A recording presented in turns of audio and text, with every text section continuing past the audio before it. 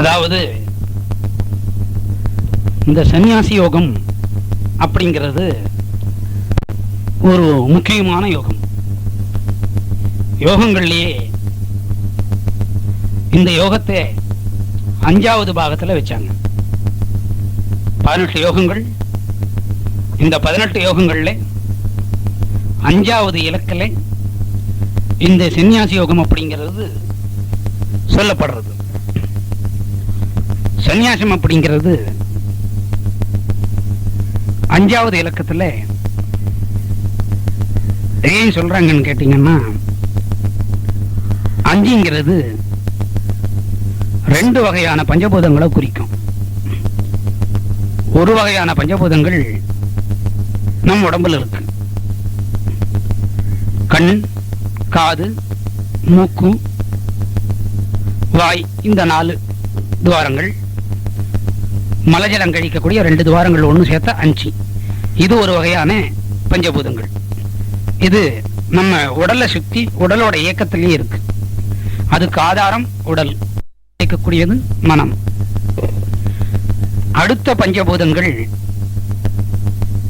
இயற்கையை சார்ந்தது. இயற்கை எப்படி சார்ந்ததுன்னு கேட்டீங்கன்னா, நீர், நிலம், நெருப்பு, காற்று, இது 4 தரையில பார்க்கலாம்.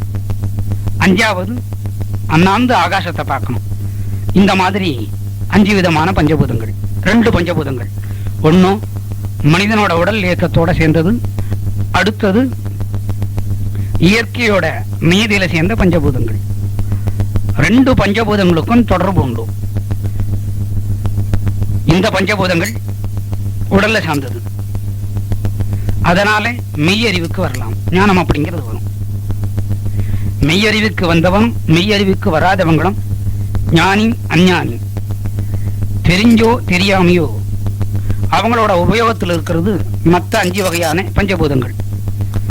உதாரணத்துக்கு நெருப்ப நித்தியம் நம்ம உபயோகிக்கிறோம், காற்று நித்தியம் சுவாசிக்கிறோம். இந்த மாதிரி பஞ்சபூதங்கள் அஞ்ஞானி ஞானி 2 பேருமே அவங்களோட பழக்கத்துக்கு உபயோகப்படுத்திக்கிறாங்க. ஆக ஆதாரமா இருக்கிறது எதுலையும் பஞ்சபூதங்கள், அதுலயும் பஞ்சபூதங்கள். உடல்ல இருக்கக்கூடிய பஞ்சபூதங்களை இயக்கிறது மனம் அப்படிங்கிற ஒரு குதிரை. ஆகாசம் முதலான பஞ்சபூதங்களை இயக்கிறது இறைவன். இந்த இறைவன் இயக்கக்கூடிய சமாச்சாரங்கள்ல இயற்கையோட ஒப்பிடுறோம். என்னங்க, அது இயற்கையை சார்ந்தது. இயற்கை அப்படின்னு சொல்லக்கூடிய 5 வகையான பூதங்களும் இறைவனாலே இயக்கப்படுறது. புயல், மழை, வெள்ளம், காற்று, நீர், நெருப்பு, நிலநடுக்கம், ஆகாய வழியா வரக்கூடிய துன்பங்கள், எலி, மின்னல், பனிக்கட்டி மழை, இதனோட இயக்கங்கள் யாரை சார்ந்தது? தெய்வத்தை சார்ந்தது. இதை திசை திருப்ப கூட நம்மளால முடியாது. விஞ்ஞானத்து மூலியமா இதை திசை திருப்பலான்னு நீங்க சொல்லுவீங்க. விஞ்ஞானத்தின் மூலியமா திசை திருப்ப முயற்சி பண்ணா அது இன்னொரு இடத்துக்கு போய் சார்ந்து அதனோட இயக்கங்களை காட்டிடும். இல்லை, விஞ்ஞானத்து மூலியமா இதை திசை திருப்ப அனுப்பப்பட்ட கருவிகள் வேற இடத்துக்கு போயிடும். ஆக இயற்கை அப்படிங்கிற பஞ்சபூதங்களை நம்ம அசைக்கவோ மறுக்கவோ வெறுக்கவோ நம்மளோட கோட்பாடுக்கோ கட்டுமானத்துக்கோ கொண்டு வர முடியாது. இதனோட இயக்கங்கள் இறைவனை சார்ந்தது. மனிதனோட இயக்கங்கள் இறைவனை சார்ந்தது. மனிதனை இயக்கிறது இறைவன். ஆனா அஞ்ஞானியும் ஞானியும் இந்த 2 பஞ்சபூதங்களையும் தனக்குள்ள தெரிஞ்சோ தெரியாமையோ அனுபவத்தில் வச்சுக்கிட்டு இருக்காங்க. ஆகவே 5ங்கிற இலக்கத்துல இந்த சந்நியாசம் அப்படிங்கிற யோகத்தை வச்சிருக்காங்க. 5வது இலக்கத்துல வச்சதுக்கு இது ஒரு மூல காரணம். இதுக்கு முன்னால வந்த யோகங்கள் ஒன்னும் விஷாதி யோகம், ஒரு பெண்ணோட சம்பந்தப்பட்டது. 2 சாங்கியா யோகம், பெண்ணோட பவித்திரமான சூழ்நிலை, கற்பு நெறி சம்பந்தப்பட்டது. 3வது பெண்ணையும் மக்களையும் காப்பாற்றக்கூடியது அரசன், ஒரு ஆண்மகன். ஆண்மகனுக்கு ஒரு பவித்திரமான அந்தஸ்தான இடத்தை கொடுத்திருக்காங்க. ஆண்மகனானாலும் அரசனானாலும் குடிமக்களை காப்பாற்ற வேண்டியது. ஆண்மகனான வீட்டுக்கு தலைவன் ஆகிறார். வீடுங்கிற போது ஒரு ஆண்மகன் தலைவன் ஆகிறான். அரசனுங்கிற போது ஆண்மகன் அரசனாகிட்டார். ஆண்மகனே இங்க அரசனாகவும் ஒரு ஆண்மகனே தலைவனாகும், வீட்டுக்கு தலைவனாக ஆகிறார். அரசன் அப்படிங்கிற போது குடிமக்களை காப்பாற்றணும், அதுக்கு கர்மங்கள் ஒழுங்கா செய்யணும். ஆகவே 3வது யோகத்தை கர்மமா வச்சுட்டாங்க. என்னென்ன யோகம் பார்த்தோம்? விஷாதி யோகம், சாங்கி யோகம், கர்மா யோகம். இது தெரிஞ்சோ தெரியாமையோ ஒண்ணுக்குள்ள ஒண்ணும் சேர்ந்து இணைஞ்சி வர்றது. அரசன் நெறி தவறாம தர்மத்தை காப்பாற்றணும் அப்படின்னு சொல்றது கர்மயோகம். வீட்டில் இருக்கிறவங்க நெறி தவறாம அந்தந்த கர்மாக்கள், நித்திய கர்மாக்கள் செய்ய வேண்டியது வீட்டுக்குள்ள தர்மம். ஆக கர்மா அப்படிங்கிற செயல்பாடை குறிக்கக்கூடியதை 3வது யோகத்துல வச்சுட்டாங்க. 4வது, இது ஒழுங்கானாக்கா கர்மம் செய்யணும்னு 3ல சொன்னாங்க. 4ல கர்மம் ஒழுங்காகணும்னு சொல்றாங்க. அதனோட தொடர்பாக சன்னியாசம் வரும்னு சொல்றாங்க. சன்னியாசம் வந்தா ஞானம் வந்துடும் அப்படின்னு சொல்றாங்க. 4வது பாகத்தை என்ன சொல்றாங்க? கர்மத்தை ஒழுங்கா செய்யணும், கர்மம் ஒழுங்கா செஞ்சா சன்னியாசம் வரும், சன்னியாசம் ஒழுங்கா செஞ்சா ஞானம் வரும். இப்ப 4வதுக்கு என்ன தலையங்கம் கொடுத்துருக்காங்க? கர்மா சன்னியாச ஞான யோகம்னு கொடுத்தாங்க. அதை முன்னுக்கு பின்னுக்கு கூட நம்ம மாத்தி வச்சுக்கலாம். கர்மா ஞான சன்னியாசா அப்படிங்கிறத வச்சுக்கலாம். 4 யோகங்களை நம்ம சொல்லிட்டோம். என்னென்ன சொன்னோம்? விஷாதி, சாங்கியா, 3 வெறும் கர்மா, 4 கர்மாவின் ஒழுக்க நிலை. அதனால கர்மா சன்னியாசா ஞானம் 4வது. 5வது பிரத்யோகமா சன்னியாசம் அப்படிங்கிறத வச்சிருக்கிறாங்க. 5வது ஏன் வச்சாங்க அப்படிங்கிறதுனால இப்ப முதல்லயே சொல்லிட்டோம் உங்களுக்கு. இதுதான் சன்னியாசம் 5ல வச்சதுக்கு உண்டான காரணங்கள். இதுக்கு முன்ன சொல்லியிருக்கோம். சன்னியாசம் அப்படிங்கிறது 5வது இலக்கத்துல எதுக்கு வச்சாங்க அப்படிங்கிறத சொல்லிட்டோம். இந்த சன்னியாசம் அப்படிங்கிறது என்னங்கிறத நம்ம தெரிஞ்சுக்கணும். முதல்ல மனதில் எந்த விதமான ஆசைகள் இல்லாம இருக்கிறது சன்னியாசம். மனதுக்கு நிறைய ஆசைகள் வரும், நிறைய ஆசைகள் மனதுக்கு வரும், அதை துறக்கவே முடியாது. உதாரணத்துக்கு ஒரு மனிதன் குழந்தையே கிருஷ்ணனா பாவிச்சு பார்க்கிற போது மனம் எதுல பதியுது? அந்த குழந்தை மேல பதியுது.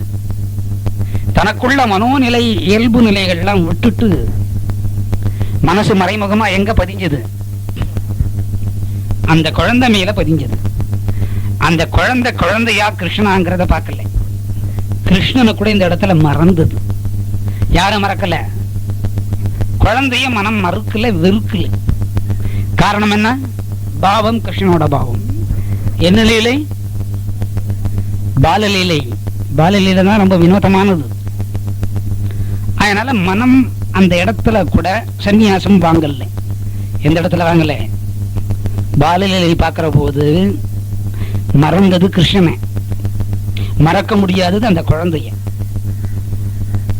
மனதாலே மனதை கொண்டு துறக்கிறதே சன்னியாசம். எந்தெந்த வழியா துறக்கணும்னு கேட்டா பஞ்சபூதங்கள் வழியா துறக்கும். பஞ்சபூதம்னா கண், காது, மூக்கு, வாய், அடுத்து மலஜலம் கழிக்கக்கூடிய ஓட்டைகள், இது வழியா கூட ஆசையை திறக்கணும். உதாரணத்துக்கு கண்ணால ஒரு பொருள் பார்க்கறீங்க, வாங்கிடணும்னு நினைக்குது. காதால ஒரு நல்ல பாட்டை கேட்கறீங்க, இதை வாங்கி கேட்கணும்னு நினைக்குது. மூக்காலே இந்த வீட்டுல முந்திரி வறுக்கிறத நுகர்றீங்க, போற வழியில என்ன பிடிச்சிட்டு போயிடுவீங்க. 1 கிலோ பிடிக்க முடியலன்னா கூட 5 கிராம், ரொம்ப மோசமா சொல்லக்கூடாது, ஒரு 1/4 கிலோ கூட பிடிச்சிட்டு போயிடுவீங்க. பிடிச்ச உடனே என்ன பண்ணுவீங்க? போற போதே யோசனை பண்ணுவீங்க, நெய்யில வறுத்தாங்களா எண்ணெய் வறுத்தாங்களா.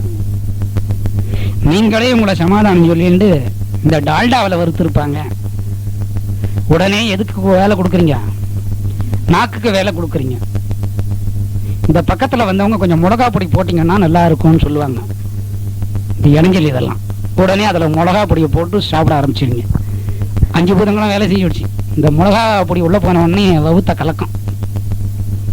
பௌத்த கலக்கம் ஒன்னே பகிட்டு தூக்குற மாதிரி நிலைமை இருக்குதுன்னு பகிட்டு பஞ்சபூதங்கள் வேலை செஞ்ச போது பஞ்சபூதங்கள் இப்படியோ ஒரு வேலை. இந்த பஞ்சபூதங்கள் மூலியமா மனதை கொண்டாடணும்.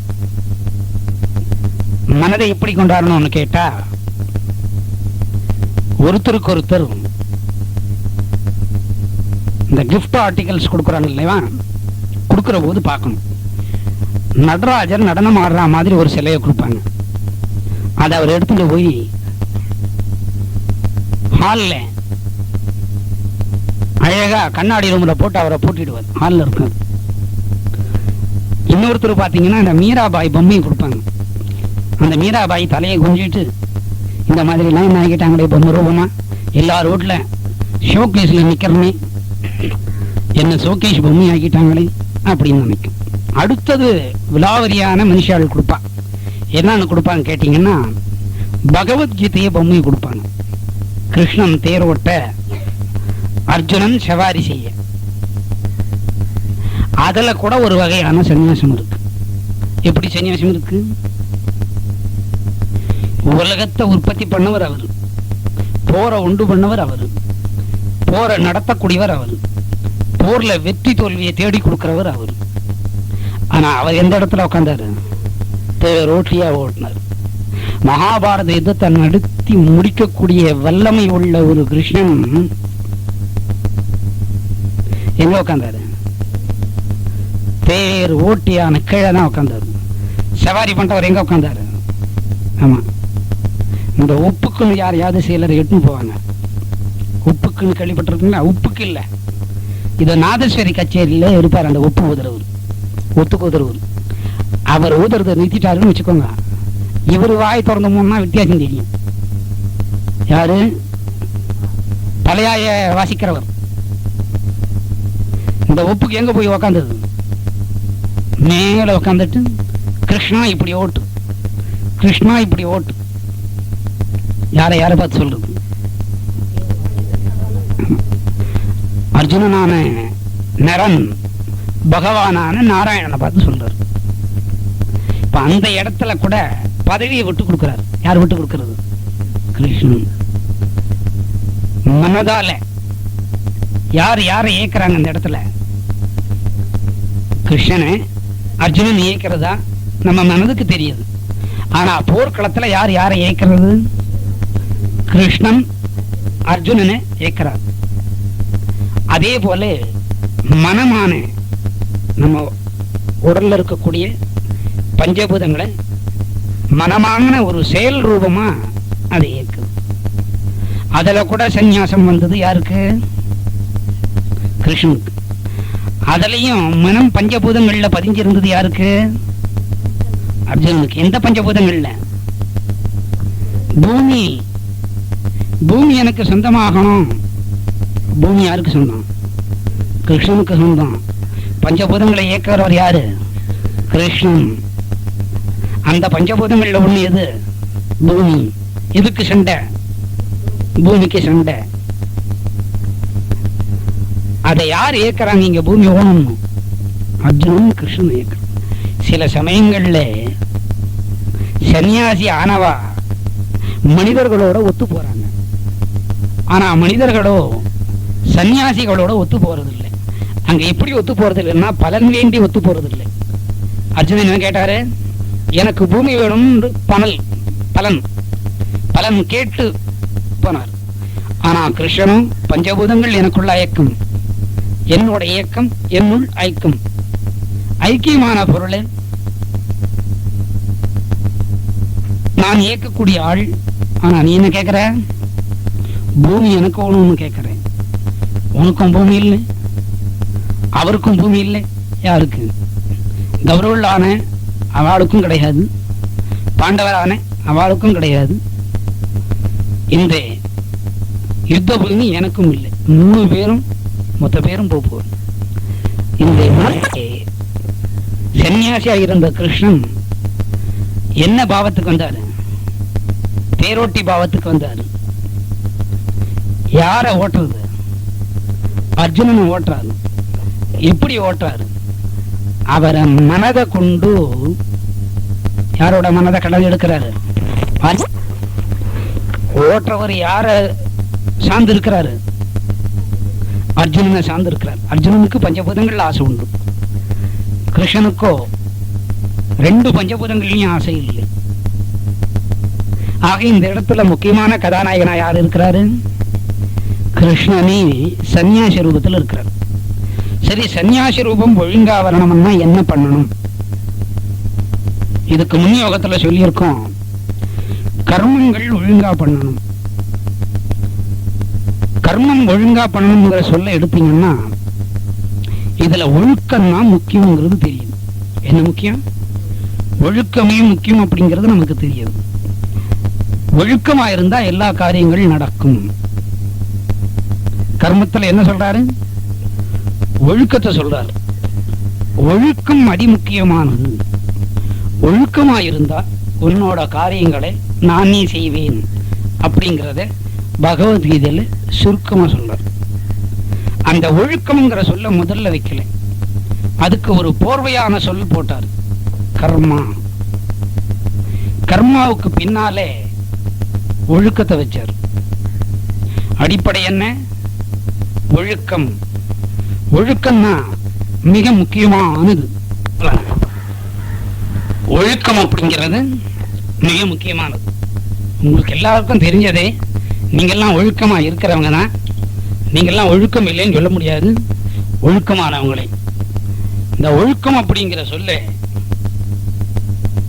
மிக முக்கியமா சித்தரிக்கிறார்.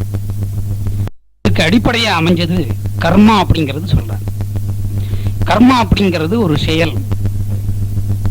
நீங்க உட்கார்ந்துட்டு இருக்கிறது ஒரு செயல், தூங்குறது ஒரு செயல், நடக்கிறது ஒரு செயல், சாப்பிடுறது ஒரு செயல், கேட்கறது ஒரு செயல், ஒருத்தரை திட்டுறது கூட ஒரு செயல். இந்த செயல்களுக்கெல்லாம் பேரு கர்மா அப்படின்னுட்டு பேரு. இந்த கர்மா அப்படிங்கிறதுக்கு ஒழுக்கம் முக்கியங்கிறத சொல்லியிருக்கோம். இதை எத்தனை பாகமா பிரிக்கிறாருன்னு கேட்டா, கர்மாவை 4 பாகங்களா பிரிக்கிறார். எப்படி பிரிக்கிறாருன்னு கேட்டா, ஒழுக்கம் அப்படிங்கறனால 4 பாகமா பிரிக்கிறார். அதுல முதல் பாகம் நித்திய கர்மா அப்படிங்கறத பிரிச்சுட்டார். 2வது பாகம் நைமித்திய கர்மான்னு பிரிக்கிறார். 3வது பாகம் காமிய கர்மா அப்படிங்கிறது பிரிக்கிறார். 4வது பாகம் நிஷத்கர்மா அப்படிங்கிறத பிரிக்கிறார். 4 வகையான கர்மாக்களா பிரிக்கிறார். இப்ப 4த்துலயும் ஒழுங்கு இருக்கணும். கர்மாக்களுக்கு அடிப்படையானது ஒழுங்கு. கர்மா அப்படிங்கிற போர்வையை போச்சிட்டு அதுக்கு ஒழுக்கம் அப்படிங்கறத கட்டாயப்படுத்தி சொல்றார். எதையுமே எடுத்த உடனே செய்யுங்கன்னா செய்ய மாட்டீங்க. செய்வீங்களா? அத பக்குவமா சொல்லி மனதுல பதிய வச்சு நீங்க உங்க மனதுக்கு பிடிக்கிற மாதிரி பிடிச்சுக்கிட்டு நம்ம நடக்கணுங்கிற மனோநிலைக்கு வந்தா தான் சொல்றத கேட்க முடியும். எடுத்த உடனே சொல்ல முடியாது. அதனால முதல்ல உலக இயக்கங்களுக்கு ஒத்து வர்ற மாதிரி நித்திய கர்மா சொன்னார். நித்தியம்னா தினமும் வீட்டுல செய்யறது. இப்போ ஒரு அம்மையார் சமையல் பண்றாங்க, அது நித்திய கர்மா. புருஷன் மனைவியா இருக்கிறாங்க, நித்திய கர்மா. குழந்தை பெத்துக்கிறாங்க, அது கூட ஒரு கர்மா. எல்லா காரியங்கள் அன்றாடம் வீட்டுல செய்யக்கூடிய காரியங்கள் நித்திய கர்மா. வேலைக்கு போறது நித்திய கர்மா, சம்பளம் வாங்குறது நித்திய கர்மா, அதை செலவு பண்றது நித்திய கர்மா, வீட்டுக்காரங்க தெரிஞ்சு செலவு பண்றது நித்திய கர்மா, தெரியாத செலவு பண்றது நித்திய கர்மா, அதுல எடுத்து வைக்கிறதும் நித்திய கர்மா. இதெல்லாம் நித்திய கர்மாவில சேரும். முதல் கர்மாவுக்கு பேரு நித்திய கர்மா. இதுல கூட ஒழுக்கம் இருக்கணும்னு சொல்றாரு. கர்மாக்களுக்கு அடிப்படையானது என்ன? ஒழுக்கம். அடுத்து நைமித்திய கர்மா. இப்ப 2வது சொல்றோம். இதுக்கு என்ன பொருள்னு கேட்டீங்கன்னா, விசேஷமான காலங்கள்ல அந்தந்த தெய்வத்தை கும்பிடுறோம். இப்ப சரஸ்வதி பூஜை அன்னைக்கு என்ன பண்ணுவீங்க? சரஸ்வதியை கும்பிடுவீங்க. அதுல மறைமுகமா ஒழுக்கம் இருக்கு. அதுக்கு பிரதானமா எந்த தெய்வத்தை வச்சிருக்கீங்க? சரஸ்வதியை வச்சிருக்கீங்க இல்லையா? அதுல மறைமுகமா ஒழுக்கம் இருக்கு. பொங்கல் அன்னைக்கு யாரை கும்பிடுவீங்க? சூரிய பகவானை கும்பிடுவீங்க. சன்ரைஸ் இப்ப வந்துடுத்து. இத்தனை நாள் மழை, இப்ப சன்ரைஸ் வந்து கொடுத்து சூரியனை கூடுவீங்க. அந்த விழா காலங்களில் கூட நமக்கே தெரியாத ஒரு ஒழுக்கத்தை வச்சிருக்கிறோம். ஒரு குறிப்பிட்ட காலங்களில் வேண்டுதல் பண்ணிக்கிறது, ஒரு குறிப்பிட்ட தெய்வத்தை வேண்டுதல் பண்ணிக்கிறது. இப்போ முஸ்லீமுக்கு எடுத்துக்கிட்டீங்கன்னா அவங்களுக்கு ஒரு பண்டிகை, கிறிஸ்டினுக்கு எடுத்துக்கிட்டீங்கன்னா அவங்களுக்கு ஒரு பண்டிகை. இந்த மாதிரி குறிப்பா பண்டிகை காலங்களில் அந்தந்த தெய்வங்களை அன்னைக்கு மட்டும் கும்பிட்டுக்கிறோம். அது நம்மளோட ஒழுக்கம். அந்த கர்மத்துக்கு பேரு நைமித்திய கர்மான்னு பேரு. நம்ம ஒரு நாள் கும்பிட்டா கூட அந்த தெய்வம் 365 நாளும் நம்மளை காப்பாத்துது. அது தெய்வத்தோட ஒழுக்கம். இந்த கர்மாவுக்கு பேரு நைமித்திய கர்மா. இந்த நைமித்திய கர்மால நமக்கு தெரிஞ்சோ தெரியாமையோ ஒழுக்கம் தன்னாலேயே வந்துடுது. சரஸ்வதி பூஜை அன்னைக்கு சரஸ்வதி பிரதானமா வச்சு கும்பிடுவோம். அந்த சரஸ்வதிங்கிற பிரதானமான சொல்லி ஒழுக்கம். மூணாவது கர்மாவுக்கு பேரு காமிய கர்மா. காமியம் அப்படின்னாக்கா மனதுல ஒரு ஆசை கொண்டு அதனால வேண்டிக்கிறது. இந்த காரியம் நடக்கணும், இதனால இந்த நோன்பு இருக்கிறேன். இதை யாரோட சேர்க்கலான்னு கேட்டா, நான் கிருஷ்ணனை அடையணும்னுட்டு பலன் வேண்டி விரதம் இருந்தாங்க. யார் விரதம் இருந்தது?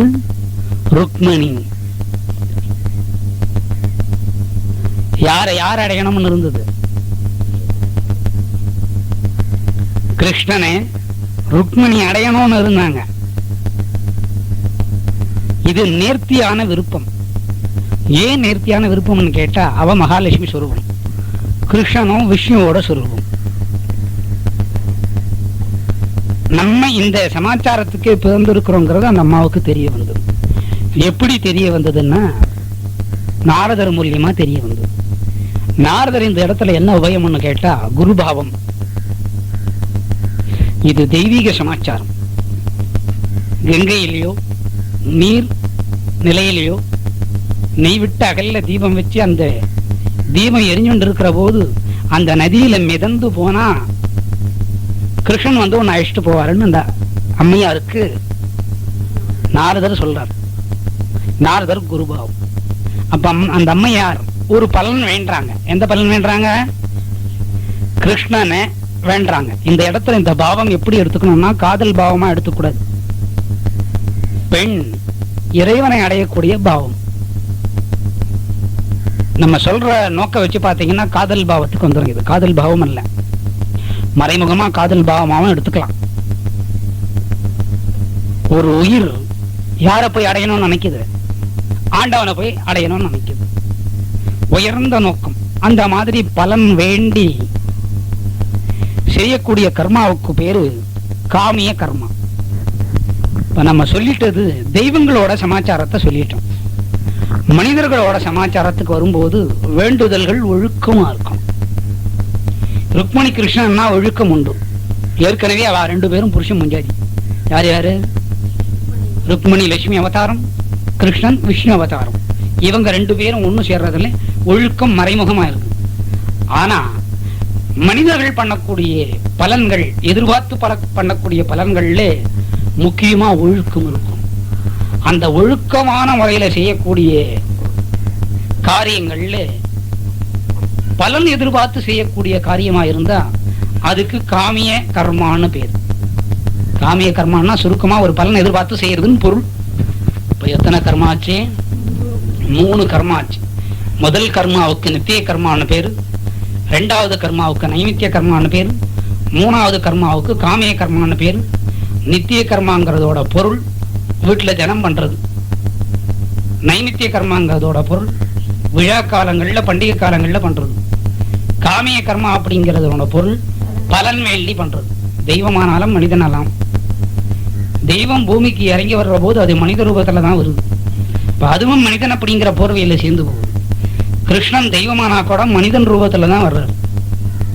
கிருஷ்ணன் தெய்வமானா கூட எந்த உடல் கொண்டு வந்தாரு? மனித உடல் கொண்டு அழகா வந்ததுனாலே அவருக்கு கூட இது பொருந்தும். இப்ப எத்தனை கர்மா சொல்லிட்டான்? 3 கர்மா சொல்லிட்டோம். 4வது நிஷத் கர்மா அப்படின்னு ஒரு கர்மா. இதுக்கு என்ன பொருள்னு கேட்டீங்கன்னா, கெட்டதே செய்யக்கூடாது. நிஷத் கர்மாவோட பொருள் என்ன? கெடுதலே செய்யக்கூடாது, நினைக்க கூடாது. இதை எங்க கொண்டு போய் வச்சாரு?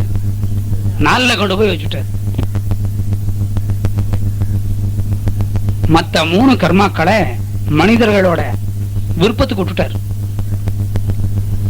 4வது கர்மா மட்டும் கடைசியா சொன்னார். எடுத்த உடனே நல்லத சொன்னா மனம் ஏத்துக்காது. அதை காலதாமதப்படுத்தி நிதானமா சொல்ற போது மனம் ஏத்துக்கும். எப்ப ஏத்துக்கணும்னா அது உங்களோட வாழ்க்கைக்கு அது ஒத்து வரணும். பொண்டாட்டி கேட்டா புருஷன் கேட்காது, புருஷன் கேட்டா பொண்டாட்டி கேட்காது. இதெல்லாம் பெரிய சிக்கல். ஆகியனால அதுக்கு கால தாமதத்துல 4வதுல கொண்டு போய் சேர்த்திருக்கிறார். எதே? நிஷத் கர்மாவை. எந்த பாவத்துல சேர்த்திருக்கிறாரு? கட்டளை, ஆர்டர், கட்டளையில சேர்த்திருக்கிறார். தகாத செயல்கள் செய்யக்கூடாது அப்படின்னு சொல்லக்கூடிய கர்மாவுக்கு பேரு நிஷத் கர்மா. அதை கொண்டு போய் எங்க வச்சாரு? 4ல வச்சுட்டாரு. ஏன் 4ல வச்சுட்டாரு? மனிதர்கள் மனதுக்கு உடனடியா அதை எடுத்துக்க முடியாது, புரிஞ்சுக்க முடியாது, அதை நுகர முடியாது, அதுபடி நடக்க முடியாதுங்கிறதுனால இந்த நிஷத் கர்மாவே 4ல கொண்டு போய் வச்சுட்டார். இப்ப எத்தனை வகையான கர்மாக்கள்? 4 வகையான கர்மாக்கள். என்னங்க சொன்னதையே திருப்பி திருப்பி சொல்றீங்களே அப்படின்னு நீங்க கேட்கலாம். இது சீக்கிரமா மனதை பிடிக்காது, மனதில் பதியாது. முதல் கர்மாவுக்கு பேர் நித்திய கர்மா, 2வது கர்மாவுக்கு பேர் நைமித்திய கர்மா, 3வது கர்மாவுக்கு பேர் காமிய கர்மா. 4 கர்மாவை சொன்னார். 4 கர்மாவையும் போர்வைக்குள்ள வச்சு அந்த போர்வைக்கு மேல என்ன வச்சாருன்னு கேட்டீங்கன்னா ஒழுக்கத்தை வச்சார். ஒழுக்கம் தான் முக்கியமானது. அதாவது 4வது கர்மா நிஷத் அப்படிங்கிற கர்மா. இந்த நிஷத் கர்மாவில் அறுதியா, இறுதியா, உறுதியா ஆணையிட்டு சொல்றார். என்ன விதமான ஆணையிட்டு சொல்றார்? கெடுதலே செய்யக்கூடாது, நினைக்க கூடாது, செய்யக்கூடாது. நினைச்சா அது செயல் ரூபத்தில் வந்துடும். கெடுதலே செய்யக்கூடாது அப்படிங்கிறத இறுதியா, உறுதியா சொல்றார். அதை எப்படி சொல்றாருன்னா கட்டளையில சொல்றார். அதனாலதான் அதை 4வது வச்சார். 4ல மற்ற கர்மாக்கள்லாம் முன்னால வச்சுட்டார். உதாரணத்துக்கு பழைய காலத்து வைத்தியம் எல்லாம் எடுத்தீங்கன்னா கசப்பான விவகாரத்தை இனிப்பான தேன்ல கலந்து கொடுப்பாங்க. இனிப்பான தேன்ல கலந்து அந்த மருந்தை கொடுப்பாங்க. வியாதிஸ்தன் போகணும், வாய்க்குள்ள இருக்கிற நாக்க நீட்டணும். வைத்தியர் ஒரு இழை இழப்பாரு, அந்த தேன்ல தடவாரு. தேன்ல அதை கலந்து தடவி நாக்கல தடவிட்டாருன்னா அந்த வியாதி மறுபடியும் 20 வருஷத்துக்கு வருது. கசப்பானதை எதில் கொடுக்குறான்? இனிமையானதா கொடுக்குறோம். இனிமையில கொடுத்தாதான் மனம் எடுத்துக்கும். இல்லவனா மனம் எடுத்துக்காது. மனம் எடுத்துக்குமோ? போகாது. ஆகியனாலே இனிமையான 3 கர்மாக்களை முன்னால வச்சுட்டார். அது தேன் மாதிரி சுவைக்கக்கூடிய சமாச்சாரங்கள். 4வது கசப்பான சமாச்சாரம். ஒழுங்காயிரு, நேர்த்தியாயிரு, ஒழுக்கமா இருக்கணும், கெடுதலே செய்யக்கூடாதுன்னு சொல்லக்கூடிய கசப்பான நிஷத் கர்மாவை 4ல வச்சுட்டார். தேனையும் மருந்தையும் கலந்து கொடுக்கிறோம். ஏன் தேனை அந்த நாட்டு மருந்தோட கலக்கிறோம்னா மருந்துக்கு கூட அதிக சக்தி உண்டு பண்ணக்கூடிய சக்தி எதுக்குண்டு? தேனுக்குண்டு. தேன் தானும் கெடாது, தனக்குள்ள இருக்கக்கூடிய பொருள்களையும் கெட விடாது. பல வருஷங்கள் அப்படியே இருக்கும் தேன். அதனாலதான் அதுக்கு பேர் இங்கிலீஷ்ல ஹனி. இங்கிலீஷ்கான வச்சா பாருங்க, எல்லாத்துக்கும் 3 MOON 3 ஹனிமூன். நம்ம பாரு, பால் நிலவு, தேன் நிலவு, வெண்ணிலவு, இப்ப நம்ம கருப்பு நிலவு கூட வந்திருக்கிற பொருள். எல்லா நிலவை கம்பேர் பண்றோம். ஆகியனாலே கசப்பான விவகாரத்தை தேன்ல குழைக்கணும். இந்த தேன் அப்படிங்கிற சொல்லக்கூடியது 3 வகையான யோகங்கள். அதை நம்ம சுவைப்போம். ஏன்னா நமக்கு தேவையானது. நாலாவது கசப்பானது நிஷத்கர்மா, வேணான்னு ஒதுக்கிடும், வேணான்னுட்டு ஒதுக்கிடும். சரி, இந்த நிஷத்கர்மாவை எதோட சேர்க்கலாம்? என்னங்க 4 கர்மா சொல்றீங்க, ஒண்ணுமே புரியல.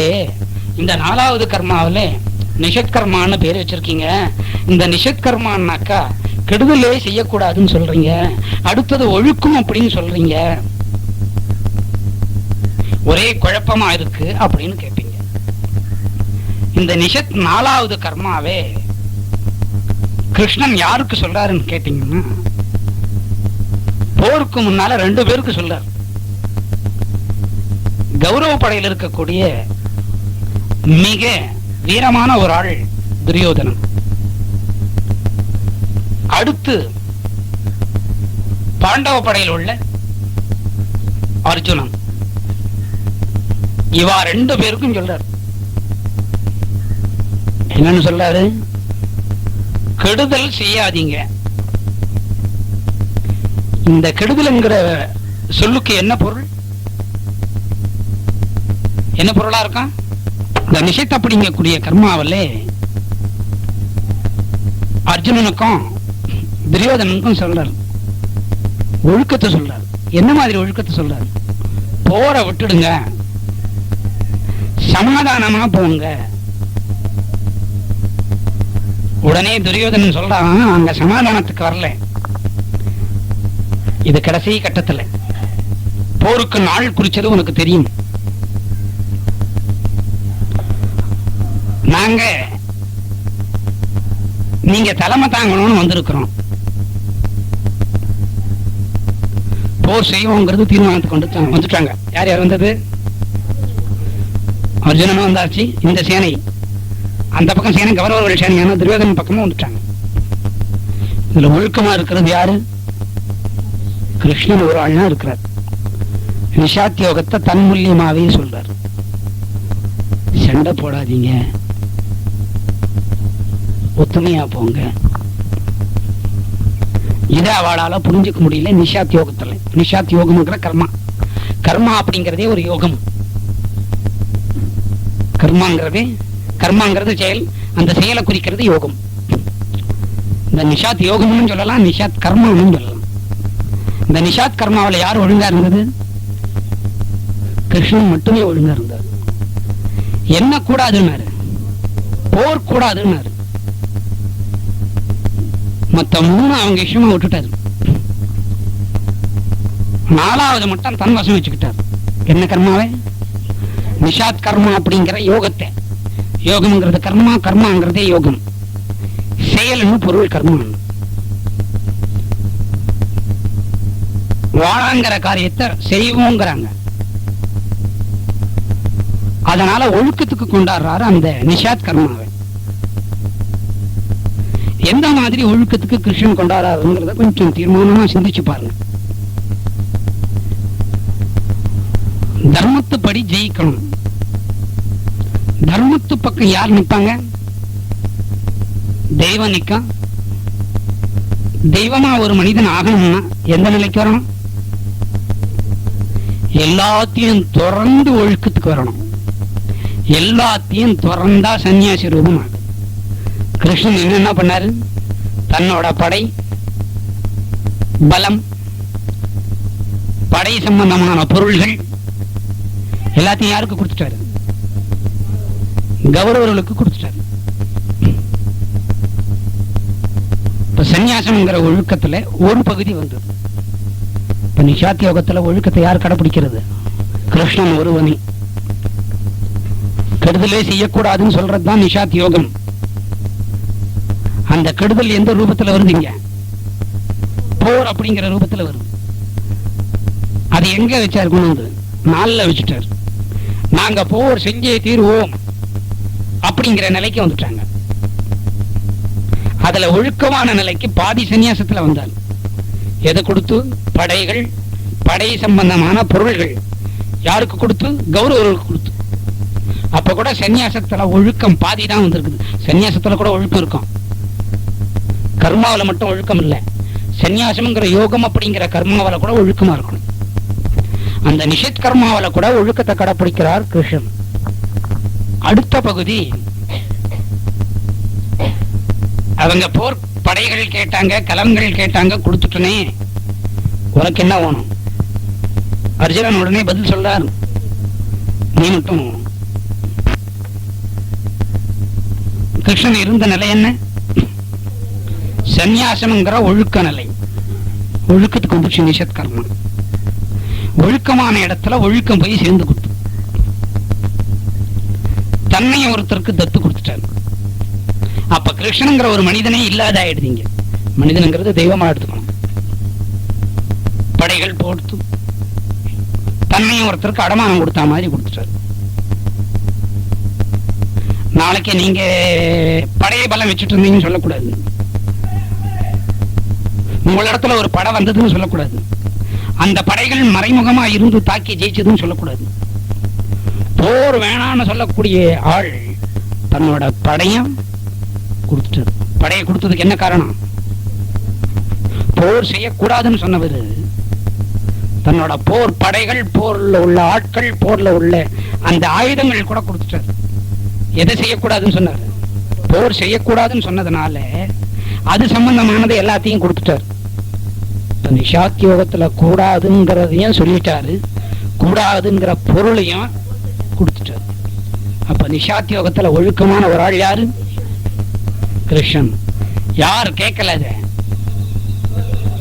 கௌரவர்கள் கேட்கல. ஏன் கேட்கல? முதல் கர்மாவான நித்திய கர்மா ஒழுக்கமா இல்லை. யாரிடத்துல ஒழுக்கமா இல்லை? துரியோதனன் யார் இடத்துல ஒழுக்கமா இல்லை. ஒழுக்கமா இல்லாதனால நாடு ஓணும், அடுத்தவனோட தேசம் தான் அபகரிக்கணுங்கிற ஒரு மனம் வந்துடுத்து. யாருக்கு வந்தது? கௌரவுக்கு. நித்திய கர்மா அப்படிங்கிறது என்ன சொல்லியிருக்கான்? தினமும் செய்யக்கூடிய கர்மாக்கள். தினமும் செய்யக்கூடிய கர்மாக்கள்ல ஒழுக்கம் இல்லை. ஏன் ஒழுக்கம் வரல? ஒரு பெண் அப்படிங்கிற திரௌபதி மேல ஆசை வந்தது. வீட்டுல மனைவி அழகா இருக்கிறா. ஊர்ல எப்படி இருக்கிறான்? அழகான மனைவி, கிருஷ்ணனை தெரிஞ்ச மனைவி, கிருஷ்ணனை தெய்வமா மதிக்கிற மனைவி. துரியோதன மனைவிக்கு ஒன்னும் அழகு குறைச்சல் இல்லை. அந்த மனம் யார விரும்புது? திரௌபதியை விரும்புது. எழுத்துக்களை பாருங்க, துரியோதனம், திரௌபதி. நித்திய கர்மா யார் ஒழுங்கா செய்யல? துரியோதனன் வகையாளர்கள் செய்யல. நாலாவது கர்மா நிஷத் கர்மாவில ஒழுக்கமா உள்ள ஆள் யாரு? கிருஷ்ணன். இப்ப நாலாவது கர்மாவையே இப்ப சொல்லிக்கிட்டே இருந்தேன் இவ்வளவு நேரம். ஏன் நாலாவது கர்மாவை இப்ப சொல்லிக்கிட்டு இருந்தோம்னா, நாலாவது கர்மாவில கட்டளை ஒழுக்கம் இருந்தது. இந்த 4 கர்மாக்கள் ஒன்னா புரிஞ்சுக்க முடியாது. கடுமையான கர்மாவான நிஷத் கர்மா, நடைமுறைக்கு ஒத்து வராத நிஷத் கர்மாவை முதல்ல சொல்லிட்டோம். இப்ப அடுத்த 3 கர்மாக்களை சொல்ல போறோம். என்னென்ன கர்மான்னு கேட்டா, நித்திய கர்மா, அடுத்தது நைமித்திய கர்மா, அடுத்தது காமிய கர்மா. இந்த 4 வகையான கர்மாக்களும் இப்ப சொல்லிட்டு வரோம். ஒரு கர்மாவை சொல்லி முடிச்சிட்டோம். 4 இருக்கிற கர்மாவை முதல்ல சொல்லிட்டோம். காரணம் என்ன? அது வாழ்க்கையில சீக்கிரமா கடைபிடிக்க முடியாது. ஒரு பொருளை வேணாம்னு துறக்க முடியாது. 4வது நிஷத் கர்மாவில ஒழுக்கமா இருந்தா சீக்கிரமா இறைவனை போய் சேரலான்னு அர்த்தம். செய்யக்கூடாததை விட்டுட்டா இறைவனிடத்துல சேர்ந்துள்ளோம். இப்ப அடியோட நீங்க மறக்க வேண்டியது, மறந்து இருக்க வேண்டியது, மறந்து போனது என்ன கர்மா? நிஷத் கர்மா. மறந்துட்டீங்க, மறக்க முடிஞ்சது, மறந்தே ஆனது. மறந்துட்டீங்க, மறந்துடுவீங்க. அந்த கர்மாவுக்கு பேர் என்ன? நிஷத் கர்மா, கட்டளையில இருக்கிறது. இப்ப ஒவ்வொரு கர்மாவா மறுபடியும் சொல்லிட்டே வர்றோம். அதுல முதல் கர்மாவுக்கு நித்திய கர்மா. இப்ப நித்திய கர்மாவை மட்டும் விரிவா சொல்றோம். எப்படி விரிவா சொல்றோம்னா, நித்திய கர்மாவுக்கு 2 நபர்களை தேர்ந்தெடுக்கிறோம். ஒன்னு கௌரவ சேனை, 2வது பாண்டவ சேனை. நித்தியம் அப்படிங்கிறது அன்றாடம் செய்யக்கூடிய சமாச்சாரங்கள் ஒழுக்கமா இருக்கணும். இந்த ஒழுக்கம் அவங்களுக்கு எங்க குறையுது? 2 பேருக்கும் ஒழுக்கம் குறையுது. பாண்டவர் கௌரவர், கௌரவர் பாண்டவர். எதிர ஒழுக்கம் குறையுது? சூதாட்டம் ஆடக்கூடாதுன்னு சொல்லி இருக்கிறாங்க. அதுக்கு ஒரு சாதகமான பதில் சொல்லுவாங்க. அரசர்கள் ஆனா எந்த ஒரு விளையாட்டா இருந்தாலும் இன்னும் ஒரு அரசர் கூப்பிட்டா அந்த சதுரங்கத்துக்கு போகணும்னு நீதி. அது நமக்கு சொல்லிக்கக்கூடிய ஒரு சமாதானம். என்ன சொல்லியிருக்காங்க? சூதாடக்கூடாது. யார் யாருக்கு சொல்றது? பாண்டவருக்கும் சொல்லி இருக்கிறாங்க, கௌரவருக்கும் சொல்லி இருக்கிறாங்க. அதுல எப்படி ஒழுக்கத்தை சொல்லி இருக்கிறாங்க? சூதாட்டம் ஆடவே கூடாது. அதுல ஒழுக்கம் எப்படி மறைஞ்சிருக்கிறது ஒரு நிமிஷம் யோசனை பண்ணி பாருங்க. ஒரு நாள் கூட ஆடக்கூடாது, ஒரு வேளை கூட ஆடக்கூடாது, ஒரு நிமிஷம் கூட அதை நினைக்க கூடாது. அந்த ஒரு நிமிஷத்தோட நினைவு யாருதான் இருக்கணும்? கிருஷ்ணனோட நினைவா இருக்கணும். எந்த கர்மாவில சொல்றாரு? நித்திய கர்மா. முதல் கர்மாவுக்கு மறுபடியும் வந்துட்டோம். ஒரே மண்ட குடைச்சலா இருக்குதுங்க. 4ல இருந்து 1க்கு வந்துட்டீங்கன்னு நீங்க கேட்காதீங்க. நிஷத் கர்மாவில இருந்து நித்திய கர்மாவுக்கு வந்துட்டீங்க அப்படின்னு கேட்காதீங்க. நிஷத் கர்மாவோட விளக்கம் உங்களுக்கு சொல்லியாச்சு. இப்ப 1 by 1 போறோம். 1க்கு போறோம், 2க்கு போறோம், 3க்கு போறோம். 1 நித்திய கர்மா, 2 நைமித்திய கர்மா, 3வது காமிய கர்மாவுக்கு போறோம். இப்ப நம்ம சொல்லிட்டு இருக்கிறது நித்திய கர்மா. நித்திய கர்மாவில என்ன சொல்றாரு? சூதாட்டம் கூடாது. எப்படி கூடாது? ஒரு நாளும் ஆடக்கூடாது, ஒரு வேலையும் ஆடக்கூடாது, ஒரு நிமிஷமும் ஆடக்கூடாது. அந்த ஒரு நொடி யாரோட நினைவா இருக்கணும்? கிருஷ்ணனோட நினைவா இருக்கணும். இந்த ஒரு நொடி கிருஷ்ணனை மறந்தது யாரு? ஆட கூப்பிட்டவனும் ஆட போனவனும். அப்ப நித்திய கர்மாவிலே என்ன சிக்கல் வந்துடுத்து? ஒழுக்கம் கம்மியாயிடுத்து. ஒழுக்கம் கம்மியானதுனால, நித்திய கர்மாவில ஒழுக்கம் கம்மியானதுனால சூதாட்ட சதுரங்கம் அப்படிங்கிறது ஆடினாங்க. சூதாட்டம் ஆடினவங்க ஆடியே போயிட்டாங்க. இந்த ஆட்டத்துல கதாநாயகன் யாரு? கிருஷ்ணன். இந்த கிருஷ்ணன் ஒழுக்கத்தை சொன்னார். எந்த ஒழுக்கத்தை சொன்னார்? சதுரங்கம்ங்கிற ஒழுக்கத்தை சொன்னார். சதுரங்கம் அப்படிங்கிறது என்ன பொருள்? இங்க விளையாட்டுன்னு பொருள். எந்த கர்மா செஞ்சாலும் விளையாட்டுக்கு கூட ஒழுக்கம் தவறக்கூடாதுங்கிற பொருள். விளையாட்டுக்கு கூட ஒழுக்கம் தவறக்கூடாதுங்கிற காரணத்தை முன்வச்சு சதுரங்கத்தை வச்சாருங்க. ஏன் சதுரங்கத்தை வச்சாரு? அரசர்கள் சதுரங்கம் ஆடலாம் அப்படிங்கிற ஒரு தாத்பரியம் உண்டு, ஒரு நீதி உண்டு. அந்த நீதி இங்க என்ன பண்றாரு? நித்திய கர்மாவில கொண்டு வந்து சேர்த்து அரசனா இருந்தா கூட சூதுங்கிற ஆட்டத்தை ஆடக்கூடாது, விளையாட்டுக்கு கூட தவறுதல் செய்யக்கூடாது. யார் யார சித்தரிக்கிறார் நித்திய கர்மாவில? கௌரவரையும் பாண்டவரையும் நித்திய கர்மாவில சித்தரிக்கிறார். அடுத்த கர்மா நைமித்திய கர்மா அப்படிங்கிறத பின்னால சொல்லணும்.